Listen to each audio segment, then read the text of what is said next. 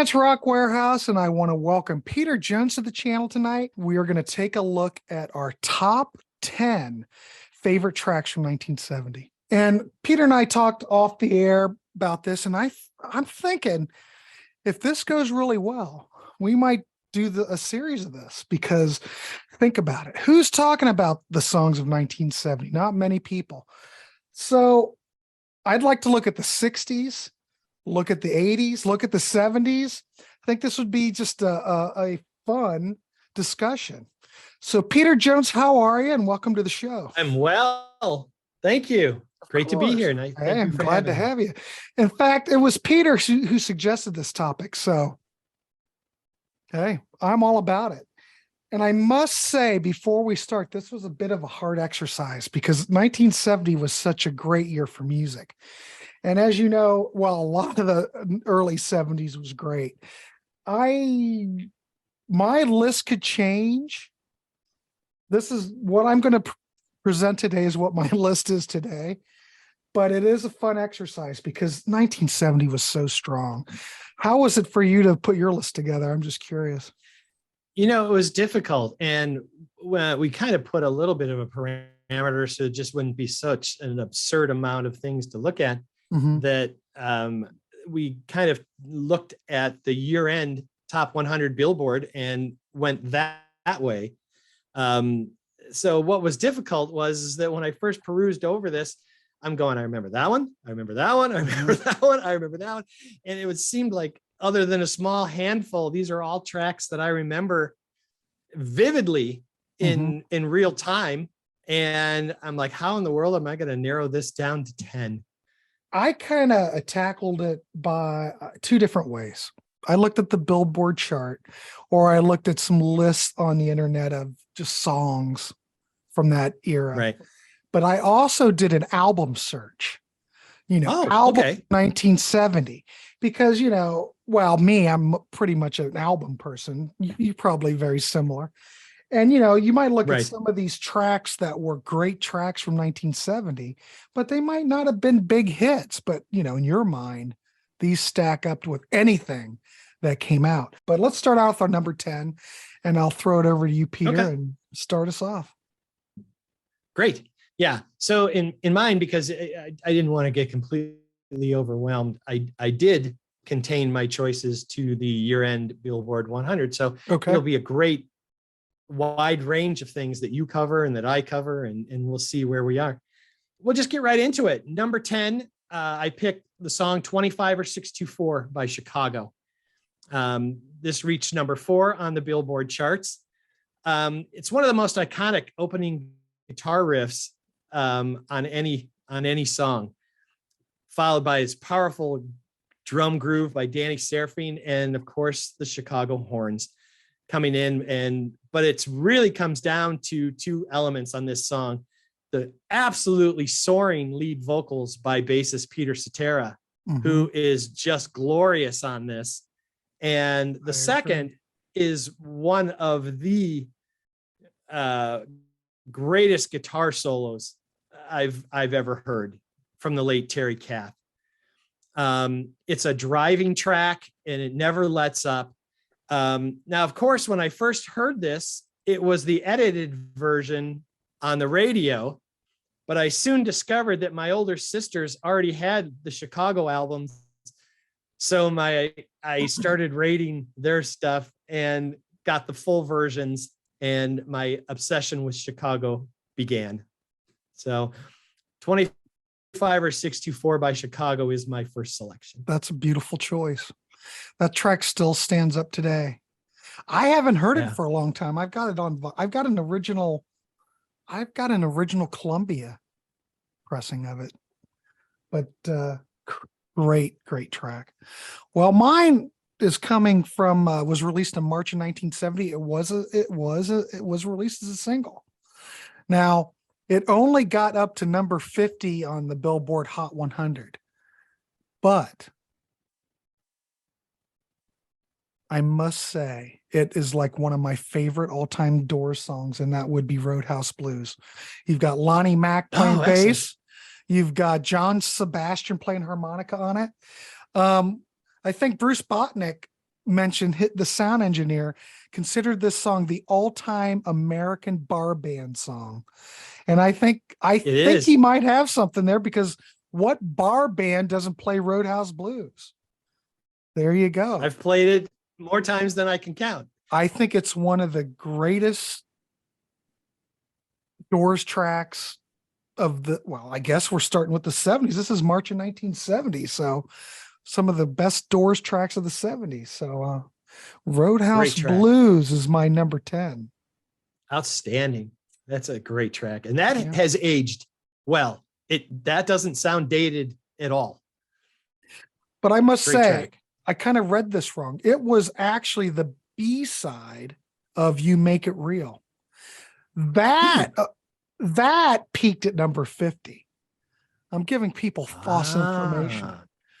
That's okay. But let me see. Roadhouse Blues charted in its own right on the Cashbox Top 100, peaking at 76. So it never appeared on the Billboard chart, but it did appear on the Cashbox chart. So I guess it did chart, but what a great single and what a great song from the Doors. Excellent. Reading, kids, reading is important. So all righty. What you got for number 9? This may seem like totally left field for people who know me, but I've got a pretty wide and eclectic range of stuff that I like here. And I have to pick the song Hitchin' a Ride by Vanity Fair. It reached number 5 on the Hot 100. First of all, how many songs featured the recorder? Not many. Not many. But what a great riff. This is one of the greatest melodies in all of pop music history. The sun comes up, a car goes by, and like you just start doing this, and it is so fun. Super catchy chorus. The instrumental breakdown is great. Da da da da da da da da da, and then it goes back into the chorus. It's a full sing along with my family back in the day when we were taking road trips. This would come on the radio, and all 6 of us would be singing along. It's just so catchy. And when I saw it on the list, it just instantly sparked all these great memories. It's a perfect kind of one-hit wonder, and it had to be on my list. So number 9's Hitchin' a Ride by Vanity Fair. Excellent. That is a great choice. My number 9 was a bit of a worldwide hit. Now, some lists list this as something from 69. It came out very late in 69, but it was a hit in 1970. So I'm including it because some of the lists do mention it. But it got to number 1 on the US Billboard chart, and it got to top 100 on the Cashbox chart, but it went to number 1, number 2. Holy crap. Across the world. And Bananarama had a hit remake of it in the 80s. And it's almost just as good. And I'm talking about Shocking Blue, Venus. Yes. Catchy. Yes. Actually, I can take either version. I like the Bananarama version and I like the Shocking Blue version. But Shocking Blue were a Dutch band. And it's amazing if you think about it. A Dutch band having a big hit here in the States. I mean, the only other one I can think of is Golden Earring. They're Dutch, right? Radar Love? I think so. Yeah. But big Twilight single. Zone. In fact, I remember when I picked up a copy of this, I found it like in the dollar bin. And it's on some weird label. It's on like God, what is that record on? I can't even think about it. I should have pulled it, but I didn't. But it's a great infectious slice of, it's a pop masterpiece. And it's one of those songs, like all these songs on my list, I can listen to over and over and not get tired of. So outstanding. That's my number 9. Excellent. Excellent choice. Excellent. Thank you. These are already 4 just outstanding songs. So my 8, again, people might not think this is in my wheelhouse, but it is. Make It With You by Bread. Well, now you're I almost chose that, to be honest. But anyway, go ahead. Go ahead. Man. Yeah. Number 1 on the Billboard chart, composed by singer David Gates. He and the drummer were the only 2 that actually played on the track. Everybody else are studio musicians. Oh, I didn't know that. The orchestration on this is so rich and so beautiful. And the verses are just so memorable and melodic. And oh my God, I love this song. And Bread was a radio staple in our on the radio and in my house. My 2 older sisters, bless my 2 sisters, had these on all the time. Everything I Own, Baby I Want You, If, Dairy. I mean, this band had a ton of hits, and this was always my favorite. And I just think it's so well produced. It's so perfectly constructed and composed. And I could listen to this over and over and over and never, ever get tired of this. Make It With You by Bread. Holy, yeah, it's a good one. I mean, they were a hit machine. My dad even had some of those records back in the day. He had On the Water. And I'm trying to think of, he had another Bread album, but he used to play them all the time. You know, I was more into the Beatles and stuff like that when I was a kid. And, but there was a lot of Bread that I was raised on. So I think that's an excellent choice. Thank you. Well, I believe we're at number 8. Am I correct? Well, my number 8, correct. I wouldn't have really thought to include this, but just to give people a little hint that's coming, this is coming down the road.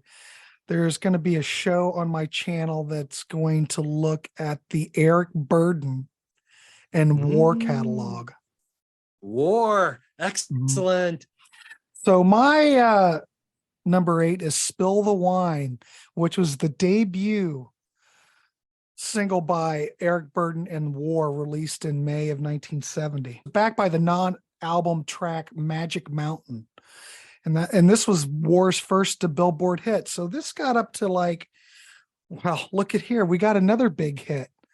Number 1 on Cashbox, and it got to number 3 in the Billboard chart. Germany got to 28. Australia got to number 2. What did it get to? Didn't look like it charted in the UK, really, which is funny since, of course, you know, Eric Burdon, by the time he'd already moved over here, you know, he might have considered himself an American already, but it did reach gold in the United States. So it was a big hit. It got kind of a resurgence. It was in Deuce Bigalow, Male Gigolo, and it was in Remember the Titans and Boogie Nights. I do remember it in Boogie Nights. But oh my God, it's just soulful, it's funky, it's catchy. It's a great track. I love the production on it, you know. That is a stellar track. It's so a stellar memorable track. It's so memorable.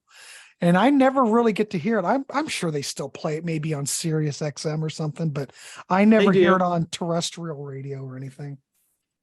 But that's my other choice. And like I said, Peter, I probably wouldn't have chose that had I not been prepping for this Eric Burdon show. But holy crap, that Eric Burdon and War catalog. Oh, killer stuff. No one talks about that anymore. Excellent. We're at 7. Green-Eyed Lady by Sugarloaf. Their only hit. The Billboard Hot 100, number 3. This song changed everything for me when I heard it. The driving drums, the wicked bass riff, and this gorgeous Hammond organ underneath, and with these really strong, powerful lead vocals. It was one of the heavier tracks I had ever heard at the time, and it's kind of dark. You know, I'm like, I don't know what a green-eyed lady is, or you know. And there was something about the production that it made it sound bigger than a lot of the contemporary songs that it was with. It seemed to have just more oomph, had more power or more gravitas to it. It just seemed, to be more advanced, more mature. And today it still does. I still hear it. And it doesn't sound like it's from 1970. It sounds like it's much later than that. It also features one of my favorite keyboard solos. And once like the Chicago, once I finally heard the unedited version with the longer intro and the longer keyboard solo with this beautiful guitar solo that comes in after it, I just fell in love with the song even more. I think it's really psychedelic. And I just think it's just one of the great songs of that year and of the whole 70s. So Green-Eyed Lady, Lovely Lady by Sugarloaf. That's my number 7. A classic. What can you say? All right, Peter, for my number 7, I'm starting with a track that came out in, what did I say? It came out in November of 1970, Sly and the Family Stone, off their greatest hits album. One of their best singles ever, one of the most catchy singles. I mean, I think they might have played this at Woodstock. I could be mistaken, but it's Thank You for Letting Me Be Myself Again from 1970. A great single, a funk masterpiece. If you look at Sly and the Family Stone, and I like funk, a lot of this funk, we can, for one, thank James Brown, but we can also thank Sly Stone. And during this time period, oh my God, think about the tracks. Want to Take You Higher, Everybody's a Star, Stand, Dance to the Music, Sly and the Family Stone, Everyday People. And the single Thank You for Letting Me Be Myself Again, just absolutely incredible. And I think probably one of the best singles to me. There is something that I think is an absolute brilliant masterpiece, and no one else is going to side with me on that, but I do. Okay. It was on my honorable mentions. No, not this one. This is a masterpiece, but my number 1. Oh, which one? It's going to be very surprising, but I think it's okay. Absolutely brilliant. But this is awesome. my number. This is my number 7. It's a beautiful, funky pop single. It's great.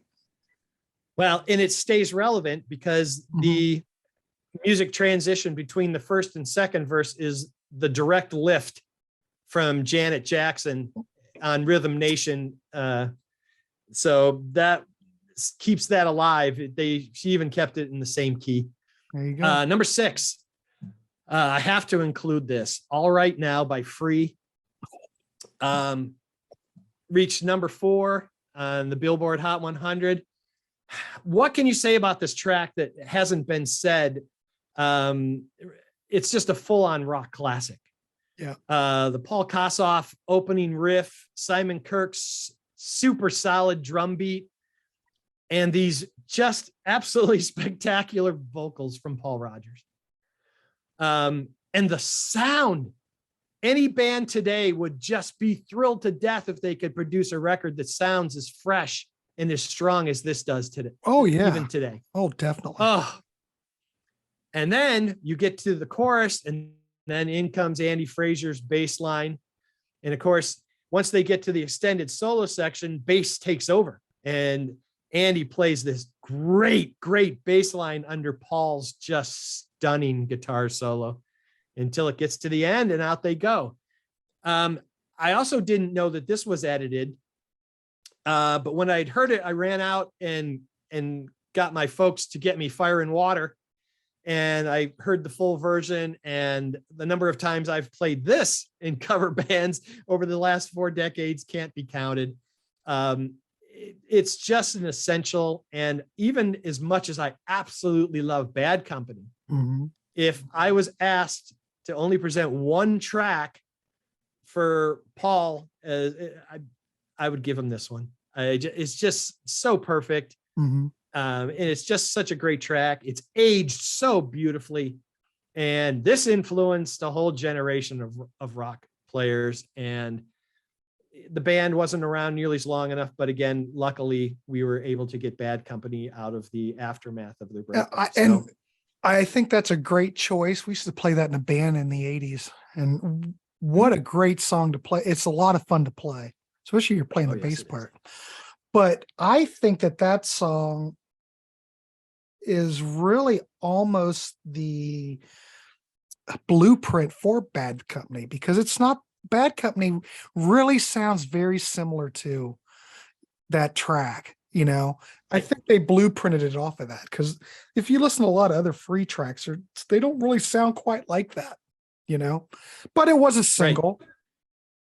But a lot of the Bad Company stuff is much more single oriented and, a lot more accessible than Free ever was. But it kind of is in that same genre. But what a great Excellent pick. Point. Great Excellent pick. Point. But all right, good. Excellent. So my next one was released in 1970 as well. We're doing all 1970 kids. But it's the Guess Who off the American Woman album, and the single is No Sugar Tonight, New Mother Nature. If anybody's heard this track, both of them are the same song. They were two songs that were brought together, and when they recorded in the studio, well, they just naturally fit. It was one of the greatest Guess Who tracks ever, and it is catchy as can be. It's still played on FM rock radio and on Sirius XM and all over. It's like I said, one of the greatest tracks from the Guess Who. I mean, it's pop, absolutely pop perfection. Excellent choice. There you go. And it's such an excellent choice. I'm going to keep the same band. Okay. So my fifth is American Woman. Okay. By the Guess Who. This reached number 1. Mm-hmm. And this is one of the most important songs in my musical life. There was life before I heard this, and then there was life after. The power of that opening riff from Randy Bachman has stayed with me forever. It's just one of the greatest guitar licks. Mm-hmm. And the wildly underrated and under-acknowledged vocals from Burton Cummings, which just one of the strongest singers of the era, and had unlimited range and capacity, very soulful, mm-hmm. and could sing a wide range of things. Once I heard this, it just kind of burned itself right into my bloodstream, has never left. It felt so heavy. And the bass playing and the drumming on it was perfect. And also what a tremendously melodic and glorious solo from Randy Bachman. It's basically just another melody line through that whole solo section. You can just sing every note he plays, nothing flashy. And it's just so great. And Burton just fires off one line after another, and it just drives to the end. And I think it's just one of the most amazing tracks. And I'm going to get myself in trouble with somebody here, but I'm just going to say this. Please, please don't ever mention that other guy's cover of this. I can't stand it. So we won't even mention his name. We'll just call him the other guy. But that is unlistenable. This is a masterpiece. American Woman. But the other guy did have a pretty big hit. And I think it did, because he did have a hit, I think it did popularize the original version, because I remember at the time you could hear both versions flying out there a lot more. So I think it was beneficial. I was already on board. You know what I mean? I was already on board. Yeah, I do. That's an excellent one. And you mentioned, Burton Cummings as a vocalist, very underrated. Who could belt out a tune better than Burton Cummings? Some of the vocals on this Guess Who stuff, and I guess you could even say that on his solo work too. Stand Tall? Yeah. Wow. But he could sing anything, and just absolutely stunning, Yeah. fantastic. Great band. Well, I'm going to go with something that came out in July 1970. It got up to 15 on the Billboard chart, 17 on Cashbox. It did pretty well throughout the world. Up in the UK, got it up to 32. But it's the Godfather of Soul, James Brown. And the track is Get Up. I Feel Like Being a Sex Machine, which was a double. It was a double. There was part one on side A and part two on side B. So it's kind of like the whole Guess Who thing with No Sugar Tonight. But and like I said, I love funk. The album version of this is 10 minutes and 48 minutes long. And the single, so awesome. The side one's 249, side two is 233, and the complete original version's 515. The whole record is just one song pretty much. But considering 1970 and funk is in its infancy, along with Sly and the Family Stone, he recorded this with his new band, the JBs. I mean, this is funk in its infancy. It's catchy. It's got that spoken dialogue between James Brown and his band. It's just, fellas, I'm ready to get up and do my thing. It's just a classic. And like I said, it did really well. I got up into 17, and it's in the James Brown catalog. It's a classic. So I love that song. I never get tired of it. Back in the day, we used to have parties and stuff, and we'd make mixtapes, or we would make a mix CD or something to play the music. Always would have this on there, always, because it's just such a great track. But yeah, I don't even know what number we're on now, but that's my choice. That's your number 5. Number 5. All right, cool. And one of the most sampled artists in history. All that the grooves, and Billy Squire, feels, everything from. I mean, there are a whole bunch of rap thing, and the drumming and everything is it's its own genre. It is.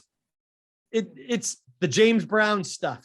That's what you call it. You don't even lump it in with anybody else. It's his own thing. Yep. Mm-hmm. That's a great choice. What a great track. Great track. Number 4. I'm going with the song Vehicle by the Ides of March. Whoa. This reached number 2. And at the time, this was the fastest selling single in Warner Brothers Records history. Written by someone who would be known much later for another super huge hit, Jim Peterick, in his work with Survivor. Mm-hmm. Just a tremendous talent. But starting with these really big in your face horns, wicked bass playing, heavy drumming, and then this soaring, intense vocals. I'm a friendly stranger in the black sedan. Won't you hop inside my car? Da, da, da, da, da, da. And everybody at first thought it was Blood, Sweat, and Tears. But it's not. It's the Ides of March. And at this time, I was really already getting into Chicago, as I had mentioned on my first pick, and Blood, Sweat, and Tears. And I was also getting into big bands, Maynard Ferguson and some of the other jazz big bands. So I was really into horns at the time. And then I was starting to get into Chase, and then Don Ellis and a lot of other bands like that. So this was just right up my alley. Something heavy, something poppy with horns all the way through. After college, one of the first bands I started playing with was a big horn blues band review. We had 4 horns, organ, bass, drums, guitar, 2 lead singers. Mm-hmm. And I was finally able to play this. And it was such a joy because they're like, "Wow, do you know Vehicle?" I'm like, "Yep, I know Vehicle. Let's go." And every drum Nice. fill note for note, trying to Mhm. do it exactly like the record and how I'd grown up with it. It's just one of my all-time favorite singles. And it's just got so much energy, and it's just is one of my favorites. So Ides of March, the song Vehicle is my number 4. Super. All right. This song was written by Joni Mitchell. And the whole story behind this is that she was in her hotel room when Woodstock was going on, and she couldn't make it to the festival. She didn't play there, but she, imagined being there basically. So she wrote the song Woodstock that was popularized by Crosby, Stills and Nash and Young. I mean, Joni put it out as a single. CSN&Y put it out as a single. Matthew Southern Comfort put it out as a single. But the version that I'm talking about tonight is the Crosby, Stills and Nash cover version, which I think is the definite interpretation of this song. I mean, you listen to it, you almost feel like you're there at the festival. The guitar interplay between Stephen Stills and Neil Young. I mean, Neil's playing that opening riff. Holy mackerel. Incredible. The lyrics are great. Stephen Stills' vocals on here are top notch. Don't you think he's kind of the unsung, overlooked one of that bunch? Well, maybe. I don't know. I mean, he came from was he in Buffalo Springfield? Yeah, with Neil Young. With Neil Young. I mean, it's hard to think that any of those guys would be underrated. I mean, everybody talked about Crosby and Nash, and of course Neil Young's had a monstrously prolific solo career. Right. I think Stephen at times kind of they forget that he was a major force on those songs, and not only as a writer and as a guitarist, but as a singer. And yeah, I think he's just a monster. Well, I think that whole record is a perfect record. That and the first Crosby, Stills and Nash album are great. But there's something about the work. Once they got Neil on there, they could, open up a little bit more, do a little bit more guitar oriented stuff, a little rocking a little harder. And I think Woodstock rocks pretty good. I think it's a classic. I never get tired of it. I mean, this was the last time they ever really sounded like this, Right. It's just a perfect single. But I'm not exactly sure. You may know, but I don't remember. Oh, maybe let me see. Crosby's. Okay, here's the charts. On the Billboard Hot 100, it did get up to number 11, so that's not bad. And on Cashbox, it got to 13. Australia 19, so it was successful. I think it charted more than Joni's version ever did. Like I said, the CSN&Y version is the version. So that's my. And if I can suggest, the song does probably what any great perfect song tries to do. It represents an era, because lyrically and everything, you are right there. You feel it, you sense it, but it doesn't sound dated. And that is an unbelievable challenge. That it's retro, but it feels current. Yeah. And that's the sign of a really, really great composition. I totally agree. I totally agree with that. Yes. Perfect song. All right. Number 3. I had to include this artist. My third is They Long to Be Close to You by the Carpenters. Oh, look at you. I picked that too. That was my next one.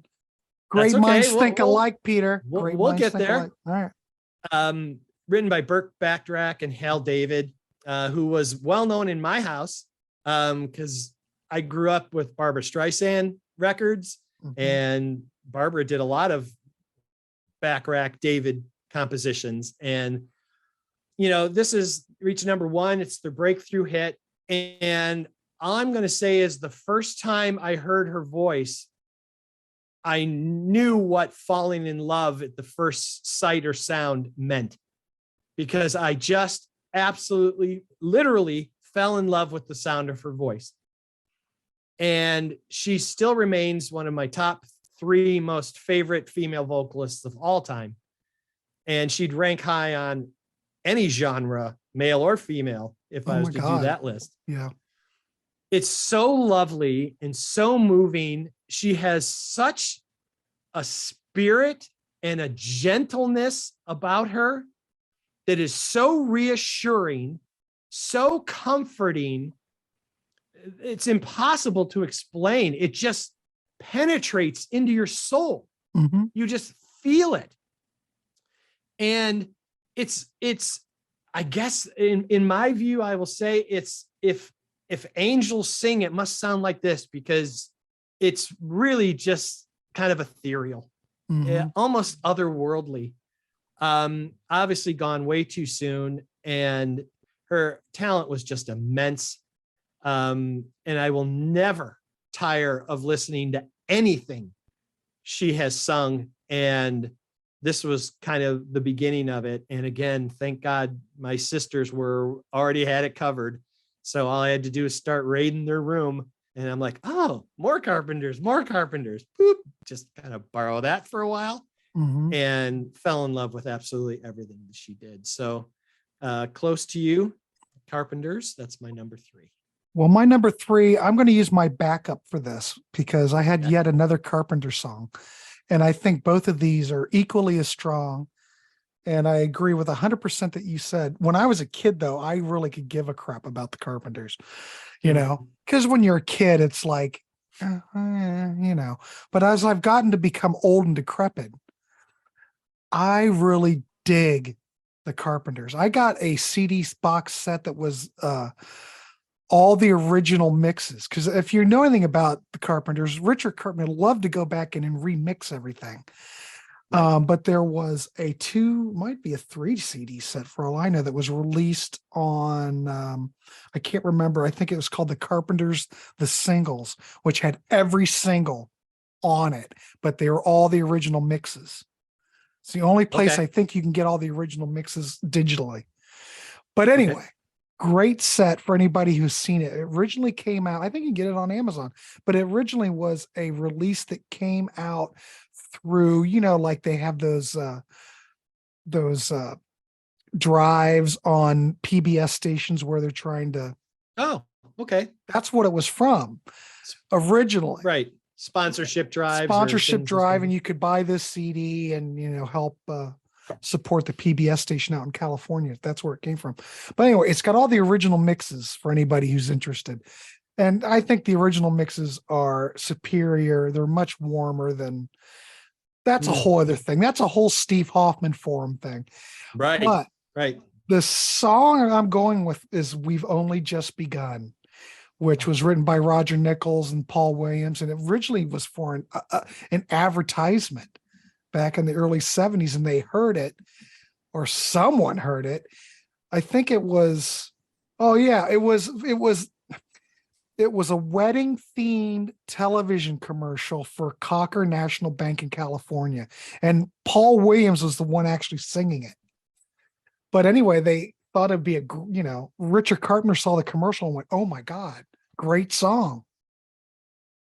And history is made then. They took the song and redid it, and holy crap, Karen Carpenter's voice on it. It's just like, for someone who wasn't even trained as a vocalist, it's just amazing how just natural talent. And I don't think there's anybody who had a better vocalization or a better tonality than Karen Carpenter. Show me somebody who could ever equal the purity in her voice. Yeah, absolutely. And I think purity is the perfect word. It just channeled right through her without being affected by the human condition. It was just perfect when it came through here, and it was perfect when it came out. And she was a hell of a drummer. I'll give you that. Excellent. Absolutely. But that, was on the Billboard, got it to number 2. So, I'm like thinking I'm doing a lot of obscure stuff, but I'm really not. I look at these Billboard charts and, well, Grant, you're not picking anything really obscure, but your number one was not really a success, but it's a great song. All right, Peter, I'm handing it over to you. Number two, I had to include this artist. And this is the track "Without Love, There Is Nothing" from Tom Jones. Anybody who knows me knows he's my favorite singer of all time. I've been waiting for Tom Jones to pop up from you, and well, I feel a lot better now. Reached number 5. While I was discovering bands in 1970, when a lot of these songs came on, some of these were new bands that I was learning about. Some I had heard about before. Tom was one of those artists I was already well familiar with. And I'd already heard It's Not Unusual. I'd already heard What's New Pussycat. I'd already heard Thunderball. And Delilah came out in 68. So I was well aware of who Tom was. I was already fighting my parents to be able to stay up and watch This Is Tom Jones on television at 8 and 9 years old, because I loved his TV show. Yeah. And anything he was in, I was all in. And then I bought my first Tom Jones record in 1970, full album, I Who Have Nothing, and it completely changed my life. It's the most important record I've ever bought, and I have in my entire collection. It just is the most valuable thing to me I've ever had. The power and range of his voice obviously just speaks for itself. I mean, he's just such an enigma. There's nobody like him. His ability as a songster to take absolutely anything from nearly any genre and make it Tom Jones is just outstanding. You know, he takes this track, which kind of has almost a soft little string. He does the little spoken, and the next thing he's in, and then these enormously huge choruses where he's just bellowing is just so powerful. And no one has ever been able to duplicate that or sing stuff like that. And it just moves me still to this day. And anything that has got Tom on it, I'm all in. So Without Love, There Is Nothing. Tom Jones is my number 2 selection. Excellent. Holy mackerel. That's excellent. Well, it was getting really hard to really narrow this down. We're getting down towards the end of the list. And I wanted to mention a track that was released in June of 1970 by Stevie Wonder on Motown. I'm going to give Stevie Wonder some love, and it's the song Signed, Sealed, Delivered, yes. I'm Yours. Let's have a little, I mentioned some James Brown. I mentioned some Sly. Let's mention some Stevie Wonder. And this was, what can I say? A huge hit. Came out June 3rd, 1970. It charted. Holy mackerel, got up to number 1 on the R&B chart, number 3 on the Billboard chart. Cashbox, it was at 100. And the song, well, it was written by Stevie Wonder. Actually, there was a slew of songwriters that wrote it. I don't even know. You people can look it up, but what a great Stevie Wonder track. I mean, this is right before he really started to break out and produce all those records himself, where he's playing the drums, he's singing, right. He's playing all the instruments. This is like one of the last ones, but he did write it. What can I say? It is a classic. I never get tired of hearing it when I hear it. I mean, all that Stevie Wonder stuff from the back in the early 70s, highly recommended. If please check it out. This song also was ranked at number 203 on Rolling Stone's list of the greatest 500 songs of all time. And I totally get it. It's awesome. It's a wonderful, what can I say? Stevie Wonder, for crying out loud. So that's my number 2. That's pretty high. You notice I didn't say any Beatles. I haven't put any Beatles on here because they automatically get my number 1 vote. But I try its own list. That's I don't I'm trying to look at other artists. Everybody knows the Beatles are my favorite, so but that's what we're doing. We're just looking at these other things. I could list That's Beatles all right. day. So is everybody else. All right, Peter, what you Well, got? that's a great choice, and you can never go wrong with Stevie Wonder. No, new. First time I heard My Sharia More, I almost passed out. It was I've never heard anything so gorgeous. Just amazing. Now, my number one, I didn't lead it on at the time, but this has already been mentioned by you, but it's my number one. That's fine. And there's no way I'm going to change it out or put another one in there because it's just worth mentioning twice. This is also the Shocking Blue Venus. This has to be number one for nice. me. It Nice. has to be number one for me. I love it. Simply put, this is maybe the most important song of 1970 to me. And this is what I wrote down, and I'm going to read it exactly the way I wrote it because I'm not being overly hyperbole or whatever. The earth changed rotation, rivers flowed upstream, clocks went counterclockwise, and I was never the same again. It made that big of an impact on me. The sound, the feel, the mood, the riff, the vocals, the lyrics, the arrangement, something about this just kind of crawled inside me and has never, ever left. And it doesn't matter what I'm doing, where I am. If I hear this, I stop what I'm doing. And I am 100% attention, even if I have to pull the damn car over. Because it's infectious for crying out loud. Let's say that. And like some of the other songs on this list, in 2011, 2012, I joined a band that was pretty much open to any suggestions from the people that were in the band. And I said, you guys up to doing Venus? And they're like, yeah, let's do it. Let's do Venus. So Venus. Yeah. I got to do it, and I even got to sing it, which was, look at you, Peter. Holy mackerel. Oh, it was so much fun. It was just to be able to present it, and I could feel it surging inside me. I must have looked like a giddy idiot because it was just so much fun. And I don't know how else to say it other than all those elements that I said. There's just sometimes things just align because Perfectly they align. Yeah. And this is one of them. And there's nothing you can change, no nuance, no subtle to fix this. It's untouchable. And when I saw the list and this is on here, I go, this is boop, popped it at number one. And I go, the rest of you are vying for 9 spots because this one's already taken. So I echo your sentiment, and my number one choice is Venus by Shocking Blue. Wow. Incredible. Well, the song that I'm choosing for my favorite of 1970 was the B-side of a single.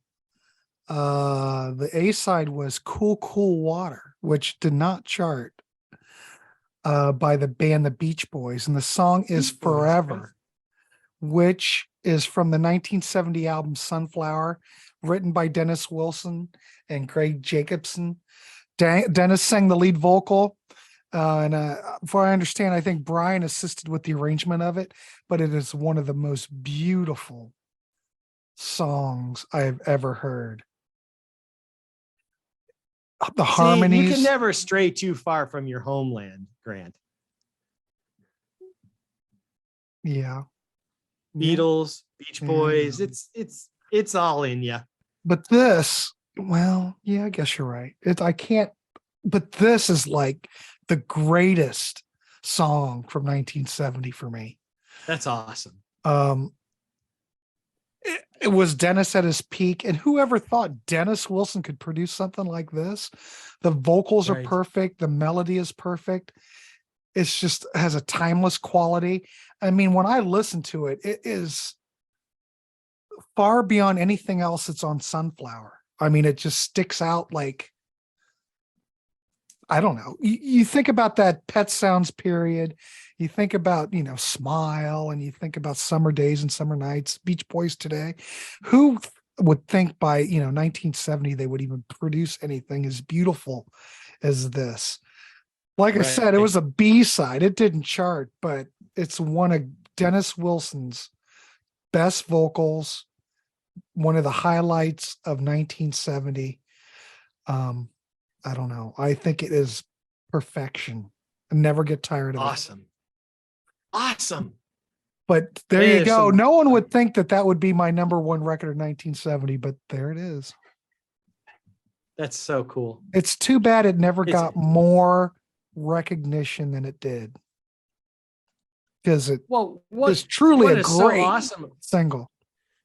Well, what's so awesome about all of this is that these are 20 tracks that, for whatever reason, were beyond just a composition or something thrown into the atmosphere. These are things that attached, things that we held on to, that made a connection. And again, that's the sign of really great art, that it revoked a response or an emotion or a feeling or a memory or something. And that's the power of this kind of stuff and why it's so important. Songs are no less important than a painting or a great book or anything else. And it's so cool to hear something. And it doesn't matter if no one else on the planet thinks the same way you do about it. It doesn't matter. There's safety in the number one, because you're the only one that it matters to, that you feel it and you recognize it. And then that gets spread and shared. And I could sense the deep love and admiration you had for all 10 tracks that you picked. And that's what's so freaking cool about the whole idea of this, is it shapes who we are and the choices we make and what we listen to moving forward. And I don't want to make it feel like, it's like socialization, but in a sense, it kind of is. It's how we interpret, how we feel, how we internalize things. It reaches us emotionally, or really reaches us spiritually. And I think celebrating that is just an amazing thing. Yeah. I must say this was a fun exercise. Absolutely. I really didn't think that the Beach Boys, when I put it together, I just compiled songs that I even had more songs I could have pulled out. Of course, you could have too. Right. I mean, if I come off the Billboard list, trust me, my list may be totally different. Right.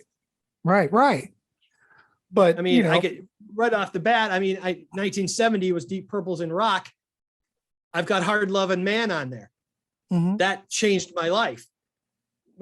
I just used this to keep me harnessed so I wouldn't just go crazy and not name it. It's just too big of it's however you want to do it. Well, that's why I'm saying I tried to encompass a lot of stuff and it was a bit overwhelming, but it's fine. I can pull stuff out.